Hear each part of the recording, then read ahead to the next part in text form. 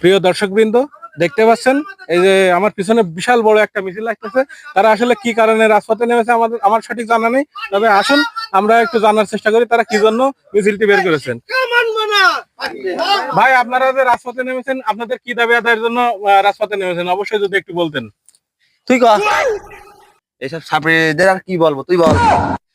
আরে ভাই, আমরা যে পরীক্ষা দিছি, এত সুন্দর করে এসএসসি পরীক্ষা দিছি, আমি পারি না, টাকাতে দিয়ে আমাদের খাতা দেখাইছে ভাই, ফেল করাই দিয়েছে। তাই আমরা এখন ডাইরেক্ট শিক্ষা মন্ত্রণালয়ে যাচ্ছি এই মিছিল নিয়ে।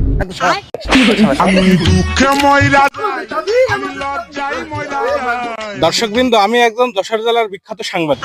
আমি এসেছিলাম এই স্টুডেন্টদের এই নিউজটা কভার করতে। তারা বলছে আমি নাকি একজন ছাপড়ি সাংবাদিক। আসলে এই নিউজটা কভার করতে এসে এই স্টুডেন্ট আমারই কভার করে দিচ্ছিল, এখানে আমি হতাশ হয়ে যাই।